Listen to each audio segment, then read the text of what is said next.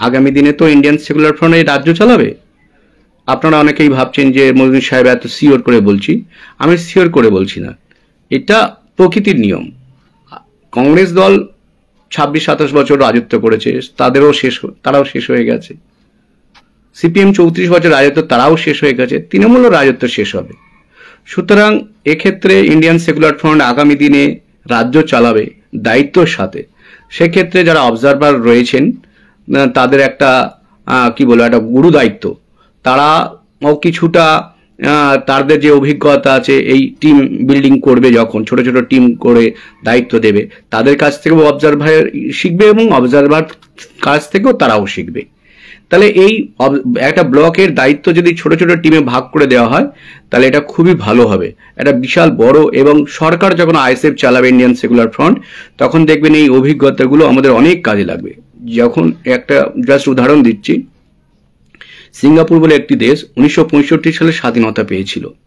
হ্যাঁ, সে দেশটা আমাদের পশ্চিমবঙ্গের থেকে সাম্প্রদায়িক দাঙ্গা আরো চরমে ছিল, প্রতিদিন সাম্প্রদায়িক দাঙ্গাতে মারা যেত।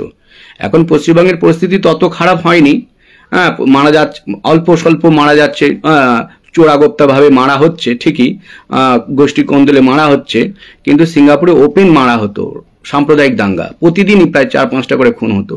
ছোট্ট একটা দ্বীপ রাষ্ট্র, সেখানে যখন একটা দল ক্ষমতায় এলো, লি কুয়ান সিং ফার্স্ট প্রাইম মিনিস্টার, তিনি একজন ইঞ্জিনিয়ার ছিলেন, তখন ওই রাষ্ট্রটাকে আস্তে আস্তে আস্তে আস্তে আধুনিক দিকে নিয়ে আসলো। এবং তাকে জিজ্ঞাসা করা হয়েছিল যে আপনার এই আধুনিক রাষ্ট্র হওয়ার পিছনে মূল রহস্যটা কি? তিনি বলেছিলেন, আমার পার্টির অনেক লোক ভলেন্টিয়ার ছিল, ভলেন্টিয়ার আমার পার্টির ছিল না, আস্তে আস্তে তারা দেশের ভলেন্টিয়ার হয়ে গেছিল। তা আজকের ইন্ডিয়ান সেকুলার ফ্রন্টে যারা অবজারভার হয়েছেন বা আগামী দিনে অবজারভার ব্লক লেভেলে যারা কাজ করবেন, তারা ভাববেন না এটা আমরা আইএসএফ এর জন্য কাজ করছি। তারা মনে রাখবেন আমরা জাতি গঠনে নেমেছি, আমরা দেশ গঠনে নেমেছি, আমরা রাজ্য গঠনে নেমেছি। এ দেশ আমার, এ রাজ্য আমার, এটা মাথায় নিয়ে নেবেন এবং আরো বেশি বেশি করে আপনি কাজ করতে পারবেন। এটা ইন্ডিয়ান সেকুলার ফ্রন্টের একটা প্ল্যাটফর্ম দেওয়া হচ্ছে আপনাদেরকে তৈরি করা হচ্ছে আগামী দিনে রাজ্য এবং দেশকে চালাবার জন্য। আগামী দিনে আপনাদের হাত থেকে অনেক ভলেন্টিয়ার তৈরি হবে, যে ভলেন্টিয়ারগুলো আমাদের পার্টিকে শুধু এগিয়ে নিয়ে যাবে না, আমাদের পশ্চিমবঙ্গ রাজ্যকে এগিয়ে নিয়ে যাবে, আমাদের দেশকে এগিয়ে নিয়ে যাবে। তাই ভলেন্টিয়ারিজম দরকার। ভলেন্টিয়ারিজম না করলে কোনো পার্টি টিকতে পারবে না, কোনো দেশ টিকতে পারবে না। আজকে যে আধুনিক যে সিঙ্গাপুর তৈরি হয়েছে, আমেরিকার থেকেও পার ক্যাপিটা ইনকাম বেশি সিঙ্গাপুরের, প্রায় 64 লক্ষ টাকা একজন সিঙ্গাপুরের মানুষ ইনকাম করে। যে দেশটি স্বাধীনতা পেয়েছিল 1965 সালে, আজকের আমার দেশ 1947 সালে স্বাধীনতা পেয়েছে। পশ্চিমবঙ্গের মানুষের গড় আয় কত? এখন 226 টাকা বলছে। অনেক মানুষ তো ইনকামই করতে পারে না। সে জায়গায় একটা মিনিস্টার, তার ইনকাম পার ডে প্রায় 5000 টাকা। এটা বৈষম্য তৈরি করা হয়েছে। আমরা এই বৈষম্য চাইছি না। সেই জন্য যারা অবজারভার হয়েছেন তাদের উদ্দেশ্যে বারবার বলছি, কাজটা খুবই টাফ তা নয়, অবশ্যই প্রথম দিকে টাফ মনে হবে। হ্যাঁ, আপনারা ভাববেন এটা ইন্ডিয়ান সেকুলার ফ্রন্টের হয়ে কাজ করছেন না, আপনি আপনার ভবিষ্যৎ প্রজন্মের জন্য কাজ করছেন। আপনি রাজ্য গঠনে নেমেছেন, আপনি দেশ গঠনে নেমেছেন। আপনার সামনে অনেক চ্যালেঞ্জ থাকবে। আমি নিশ্চিত করে বলতে পারি আগামী দিনে ইন্ডিয়ান সেকুলার ফ্রন্ট রাজ্য চালাবে। কারণ যার জন্ম আছে তার মৃত্যু অবশ্যই আছে। যেমন কংগ্রেস দল 26 বছর পর শেষ হয়ে গেল, সিপিএম দল 34 বছর পর শেষ হয়ে গেল, তৃণমূল দল শেষ হয়ে যাবে। তাহলে দায়িত্বটা নেবে কে? দায়িত্বটা নিতে হবে যারা ইন্ডিয়ান সেকুলার ফ্রন্টের যারা অবজারভার হয়েছেন, তারা একটা অপরচুনিটি পেয়েছেন বলুন বা তারা একটা চ্যালেঞ্জ পেয়েছে মনে করুন, তাদের ব্লক লেভেলে মিডিয়া ফ্রন্ট করুন, লিগ্যাল ফ্রন্ট করুন, জনসংযোগ টিম বানান, অর্থাৎ ছোট ছোট কাজে 3জন বা 4জনকে দিয়ে টিম বিল্ড আপ করে কাজটা সম্পন্ন করুন। আপনি যারা অবজারভার হয়েছেন এই কাজগুলো যদি সুচারুভাবে করতে পারেন, মনে রাখবেন আগামী দিনে আপনি দেশ গঠন প্রায় 0.5% করে ফেললেন, আমাদের রাজ্য গঠন 50% এগিয়ে গেল। তাহলে আপনি মিডিয়ার মাধ্যমে দুর্নীতিগুলো সামনে আনছেন, আপনি যখন জনসংযোগ করছেন আপনার ব্লকে যত সমস্ত স্বাস্থ্য কেন্দ্র রয়েছে, প্রাইমারি লেভেলের স্বাস্থ্য কেন্দ্র বলুন আর ব্লক লেভেলের স্বাস্থ্য কেন্দ্র আপনার চোখের সামনে চলে আসছে, কারা কারা অফিসার তাদের সাথে সংযোগ হয়ে যাচ্ছে।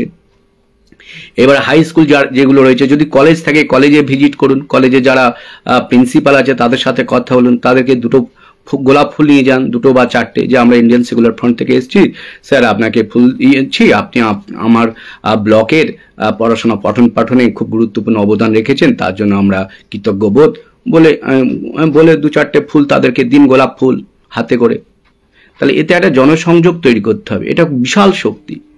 তাহলে যারা অবজারভার হয়েছেন তারা যদি মনে করেন যে আমরা আমাদের ব্লক লেভেলের কাজটা কয়েকটা টিমে ভাগ করে দেবো, এক একটা টিমে মিনিমাম 3 থেকে 5 জন, যে একটা 5 জনের একটা টিম থাকবে, তারা মিডিয়া ফ্রন্টটা দেখবে।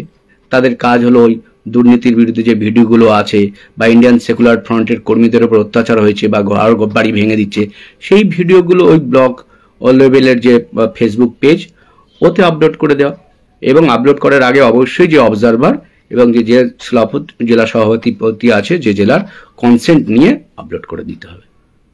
তাহলে এটা আপলোড করে দিলে না আপনার ফেসবুক পেজটাও সোশ্যাল মিডিয়াতে চলতে থাকলো, যে ওখানকার মানুষ জানতে থাকলো আমাদের ব্লকে কত স্কুল রয়েছে, কত প্রাইমারি স্কুল আছে, কটা হেলথ সেন্টার আছে, তাদের নাম কি, তাদের বর্তমান অবস্থা কি। আপনারা যে অবজার্ভ করছেন সেই অবজার্ভের মধ্যে দিয়ে ব্লক লেভেলের লোকও দেখবে, পার্টি স্তরে জেলা স্তরের লোক এবং রাজ্য স্তরের লোকও দেখবে। অর্থাৎ আপনারা অবজারভার কি অবজার্ভ করছেন ওখানে স্বাস্থ্য ব্যবস্থা, ওখানে শিক্ষা ব্যবস্থা, ওখানে পুলিশ কি অত্যাচার করছে, ঘুষ নিচ্ছে কিনা, ওখানে যুবকদের অবস্থান কি, যুবকরা কি নেশার ঘরে আছে না কর্মসংস্থানের অভাব বোধ করছে, কি ধরনের কর্মসংস্থান ওখানে রয়েছে, আরো কি ধরনের কর্মসংস্থান প্রয়োজন, ওখানকার মানুষ মোট কত জনসংখ্যা আপনার ব্লকে, তার মধ্যে এসসি সম্প্রদায়ের মানুষ কত, এসটি সম্প্রদায়ের মানুষ কত, ওবিসি সম্প্রদায়ের মানুষ কত, মুসলিম সম্প্রদায়ের মানুষ কত, জেনারেল ক্যাটাগরির মানুষ কত, তারা কি প্রফেশনে আছে, তারা কতজন চাষবাস করে, কৃষি কাজ করে, কতজন সার্ভিস বা চাকরি বাকরি করে, বা কতজন সেলফ এমপ্লয়েড বা ছোট কুটির শিল্প, কতজন বাইরে আছে, মাইগ্রেন্ট হয়ে আছে, পরিযায়ী শ্রমিক রয়েছে। এই ডেটাগুলো আপনাদেরকে অবজার্ভ করতে হবে, এই তথ্যগুলো তুলতে হবে। তথ্যগুলো তুলে জেলা স্তরে বা রাজ্য স্তরে যখন চাইবে তখন আপনারা পাঠাতে হবে। এখন থেকে আপনাদের যারা অবজার্ভ মানে কি, তাহলে ওই ব্লক লেভেলে অবজার্ভ করতে হবে আপনার স্বাস্থ্য ব্যবস্থা কেমন আছে, শিক্ষা ব্যবস্থা কেমন আছে, পুলিশ ল অ্যান্ড অর্ডার কেমন আছে। তাহলে এইগুলো দেখতে গেলে প্রত্যেক অবজারভারের উচিত হবে একটা করে ছোট ছোট টিম করা, সেই টিমের তিনি মুখ্য সঞ্চালক থাকবেন। একটা লিগাল ফ্রন্ট করা, তাদের কাজ হচ্ছে পুলিশ কেন ইন্ডিয়ান সেকুলার ফ্রন্টের কর্মীদের উপর অত্যাচার করছে, তাদের ভিডিওগুলো ধরা, ভিডিওগুলো নিয়ে ফেসবুক পেজে দেওয়া। অর্থাৎ একটা ছোট ছোট টিম করতে হবে যারা অবজারভার, এই টিমের মাধ্যমে টিম অবজার্ভ করবে, অবজারভার সেইগুলো নিয়ে দিনের শেষে যে তথ্য যেখানে যেখানে দরকার জেলা স্তরে হোক রাজ্য স্তরে পাঠিয়ে দেবে।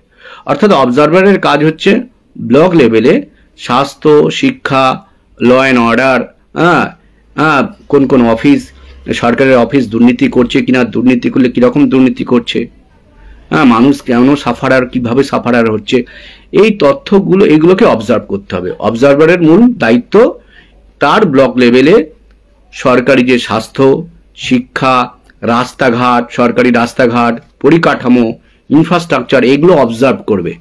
অবজার্ভ করে কি প্রয়োজন আছে সেগুলো তুলে ধরার চেষ্টা করবে। এটা হচ্ছে অবজারভারের কাজ।